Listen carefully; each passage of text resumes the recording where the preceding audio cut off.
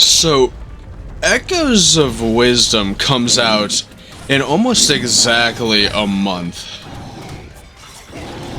And I am still kind of in awe, both in the fact that it took well over 3 decades to finally get a playable Zelda in a Zelda game, all while also really shocked we're even getting it.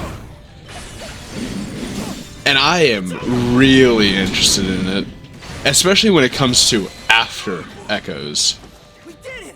Because not only is Echoes the first game with playable Zelda,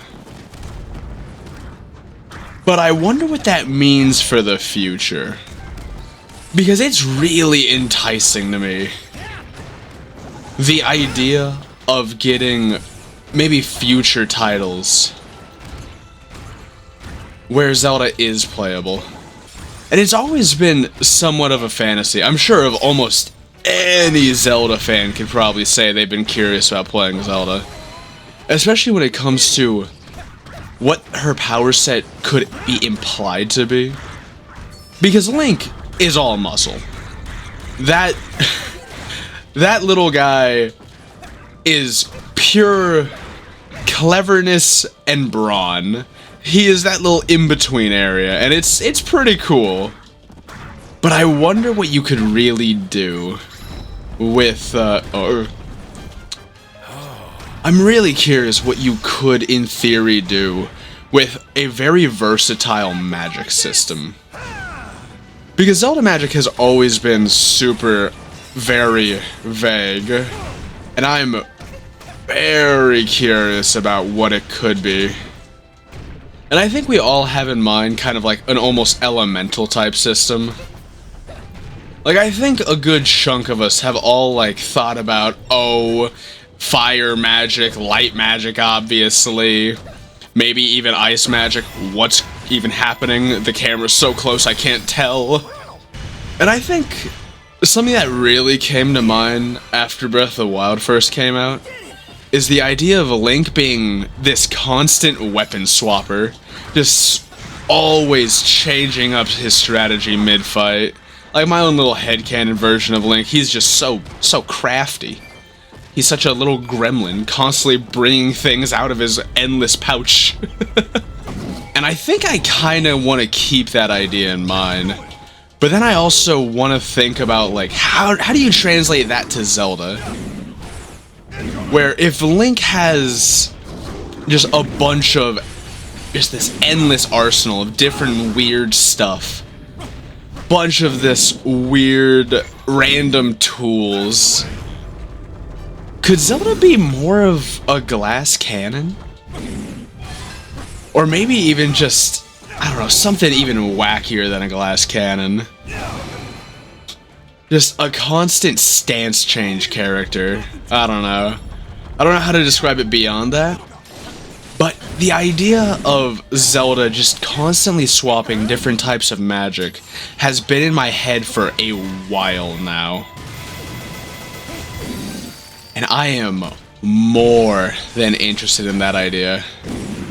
Because if Link is being crafty and he's always swapping weapons, and maybe you have a bit of, the crux of that is that Link can progressively get weaker over time, while starting out really incredibly strong. Like at the beginning of a fight, all of his weapons have durability.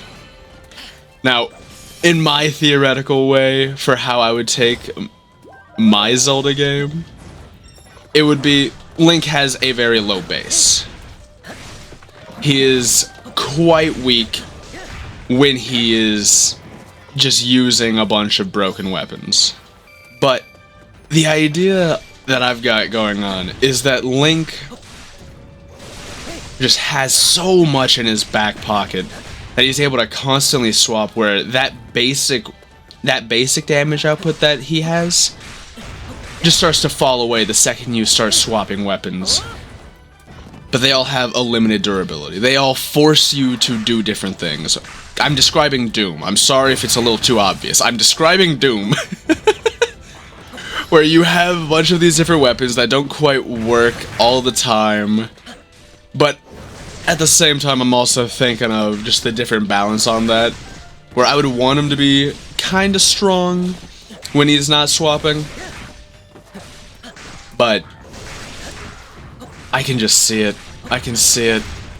Link just tearing through hordes, swapping weapons constantly, and having them shatter every now and then. Shatter on an enemy's skull, and then you have to go to a town later to repair them to full completion, or just like full stamina again. Like, that's my envision. But I don't think I'd go further than that. I don't want permanent breaking. Like, I want those weapons to become kind of Zelda items. You know, classic Zelda items. But they break over time, and you just have reasons to go into towns more frequently, interact with more NPCs. That's what I would define as how I'd set it up. But when it comes to Zelda, I feel like she'd be so much more unique. And I am more than interested on it. Getting Zelda a bunch of these different magic moves and a bunch of these different magic kits, it sounds like such a wild time for Zelda.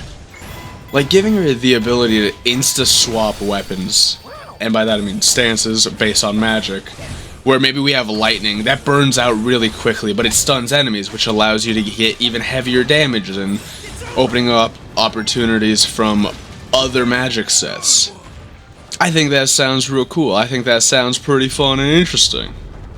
And the idea of Zelda just having all these different magic kits, where ice burns out quick, no, where electricity burns out quick but does a lot of damage, and ice doesn't burn out quick and it lightly stuns, so much can be done. Maybe light attacks, like light magic, can be used as more of a basic damage output with heavy special moves. It's what I really need to see. I want more of it so badly. And I know in Echoes of Wisdom, you already have a bit of that going on. Like, Echoes of Wisdom obviously already has a magic system going on. It's copy, and it's about interacting with objects in the world. And that's cool. But I'm thinking more direct combat magic. I want to see what else that could do. And I'm very interested in it. I've been so enamored with the idea of Zelda as a combatant for years. And so curious what they could do with her. What they could cook up. Because they've always changed up Link's way of combat in almost every single game. To some degree, at least. Like in Twilight Princess, we have, obviously, the master moves, the hidden techniques. In Wind Waker, we have a bunch of reactive-based moves. Not a bunch, we have 2. And that's wonderful. That's really, really nice.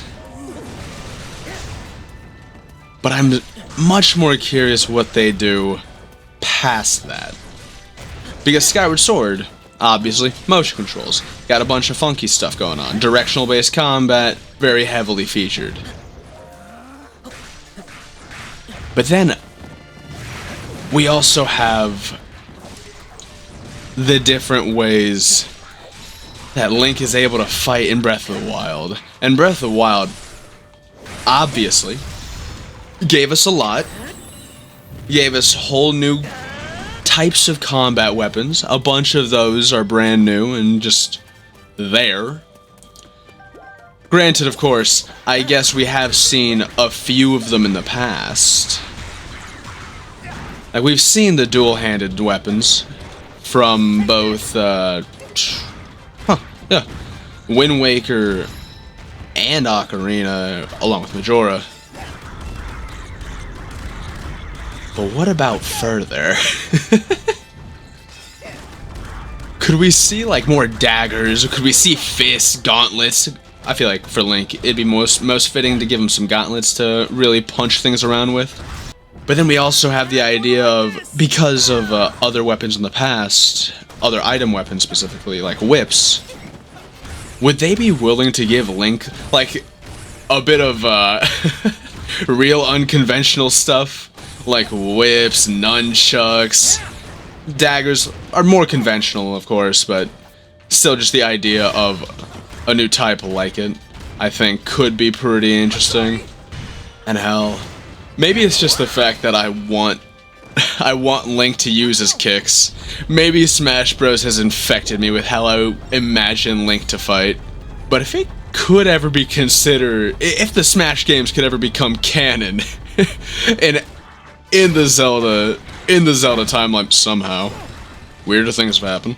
I would love for that to be where Zelda pulls some of their stuff, because obviously, yes, Smash Bros has created a bunch of wacky different stuff that just kind of vaguely resemble sword moves or things that Link might be able to do.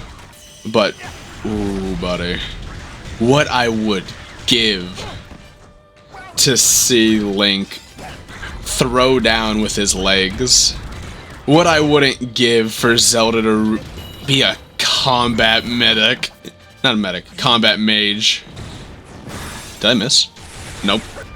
And I think there's so many different things that could be done with Zelda's magic. I know I've said it before, but imagine the teleportation, imagine the different item movement, imagine the copy ability coming from Echoes of Wisdom. Oh, there's so many different little options that they could go with. Like, magic is such a versatile buzzword for fantasy worlds, where you can just make it up, so long as you made it up in a way that kind of coincides with what you've already said. And if you do that, it just all works out in the end. Like, there's so many different things you could just say magic can do, especially in a series as versatile as the Zeldaverse. Because, I mean, come on, they introduced a bunch of the champion abilities in Breath of the Wild, and I don't think anyone really batted an eye outside of going, that's cool. Like, they just introduced champion abilities and just said, it'll work out. And granted, I know, everyone made a stink, especially when it came to Tears of the Kingdom, about the actual canonicity and the tampering of the lore that it did. And I understand the frustration in that. But just try and remember specifically Breath of the Wild. No one threw a stink at the champion abilities, they just kind of appeared and everyone went, damn, cool. And I'm gonna just roll with that interpretation. No. Go. And I can't wait to see Echoes of Wisdom, because Echoes of Wisdom could be such a make or break for the idea of playable... Okay, thank you, Yunobu. Yep, blaming Yunobu, not myself. That's what I do. Echoes of Wisdom could be such a make or break for how the Zelda team proceeds with their interpretation of Zelda from here on. And I'm very, very curious about it. Because if they see people, if the Zelda team sees a bunch of people clamoring for more playable Zelda, I wonder if they'll really dig in and give us that. Or if maybe they'll go the other way and decide to like just kind of incorporate it as a different gimmick. Kind of like how in Marvel Spider-Man 2, we played as Venom for a single mission and it was one of the hypest things in the entire game. Like maybe they'll have that, maybe they'll just save it for a moment, maybe leave everyone's jaw dropped that they created an entire moveset just for it to be gone 2 hours later. Like, maybe they'll do that.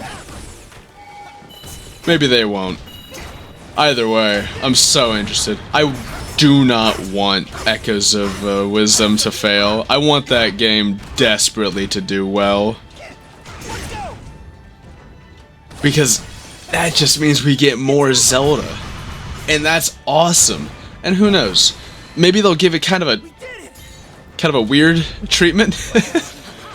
where they look at it as something for the B team to work on. Maybe they'll have the AA squad work on it then, which I'm not against. Like, AA games are necessary for video game growth, and the fact that we haven't gotten a ton of AA in the later 2010s was definitely why a lot of people started to really surge about gaming being dead, which is just untrue, but that's a talk for another day. Like, there is so much to think about when it comes to Zelda in the future, especially playable Zelda. Playable Zelda sounds like so much fun, and I hope we see more and more of it. There it is. There's the pathway. Because playable Zelda just has so much versatility. I mean, could you imagine 1 minute you're just kind of running through the game, like about 2 hours in, you understand your moveset, you're going, ah, sick, I just mash the Y button and I attack. And then they introduce a whole other moveset that allows you to attack in the air constantly. Like, maybe they give you a float and they let you rain down hellfire as Zelda. Sounds pretty sick to me. And then they give you, about 5 hours later into the game, they give you a teleport mechanic that allows you to not only instantly activate air combat, but also, say, a bunch of ranged combat if you feel like it. Like, I think there's so much, in theory, you could do with a magic system as your main component. That's not me. And I really wonder what that would allow Link to do. Because I feel like Zelda games love to kind of keep everything balanced.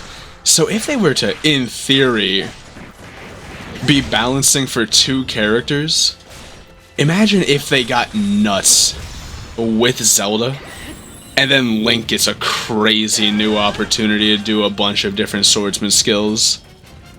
Because Link has always had a level of wacko-ness to him. Just a certain level of bonkers bullshit. Especially in more, I guess, recent years, we'll call it.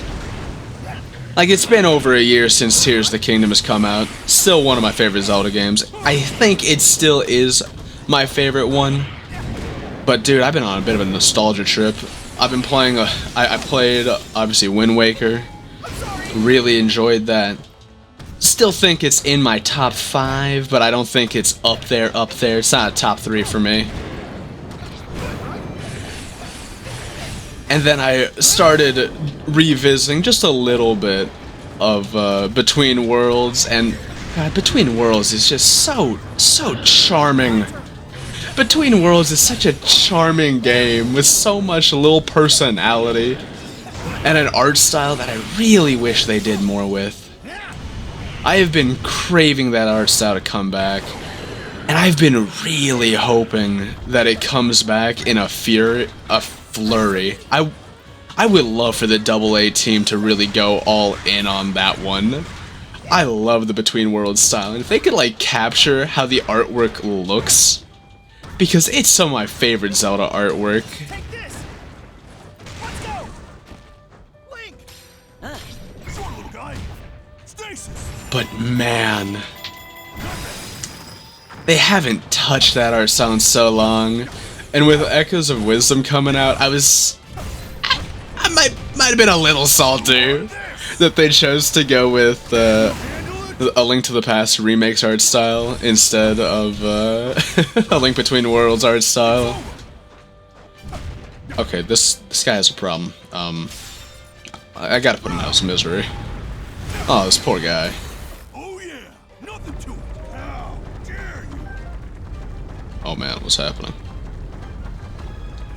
Because I really enjoy Age of Calamity and all that. Wait.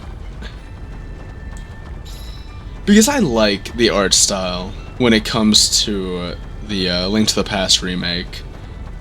But I'll be honest here, man. If I had to make the choice between any other art style, it'd be pretty hard for me to choose a Link to the Past remake style. Because while it looks really charming and it's pretty damn cute, it's not exactly something that I'd prefer. Like, it's kind of in that same vein as, oh man, oh yeah. It's kind of how I feel about the new Super Mario game that came out, Wonder. But I say new, but it was last year. New enough. It's kind of in that same vein where I think it looks really charming, it looks really great, but I still prefer Odyssey. Just visually more pleasing to me. I know. Bit of an unfair comparison, but I kind of just do. And when it comes to Echoes of Wisdom, I know there's a lot of controversy around, not controversy, but there's a lot of opinions regarding the art style itself. And it is pretty upsetting to me, to a degree, and it almost feels kind of sabotagey. I know they don't mean to, and I know it definitely sold well. It's a Zelda game. It sells well. But I am really curious why they chose to go with A Link to the Past remake's art style. Outside of it just, like, you know, taking place in the same verse. Because, I mean, if we wanted to just say it makes sense to do that because it takes place in the same universe, I don't know, man. That feels kind of cheap. Because Twilight Princess doesn't look like Ocarina. And Wind Waker doesn't look like Ocarina. But they're still in the same universe. They're still very directly related. Granted, they're not direct sequels, which I suppose might be the biggest reason. But with my art style gripes out of the way, I'm picking up that game. I am so enamored with playing a Zelda. Been waiting for this one for my full, I don't know, about 16 years as a Zelda fan. Not 16. No. 17. 17 years. I'm getting old.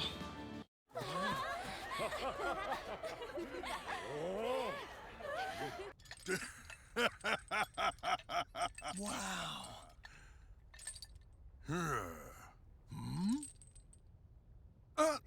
No, not me. They're not here to see me. They want a real champion, like you. Oh? Before I came here, I was afraid of everything. But there was someone who wanted to fight at my side anyway, Goro. That person. He's the one who taught me how to be brave. It's because of him that I've come this far. But I still have a long way to go.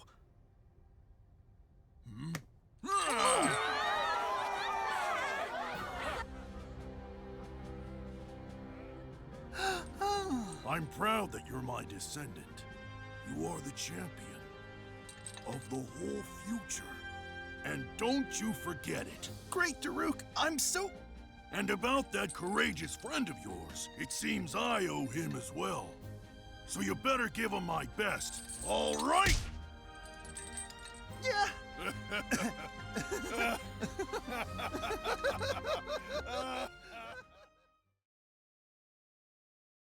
Am I even allowed to be this strong?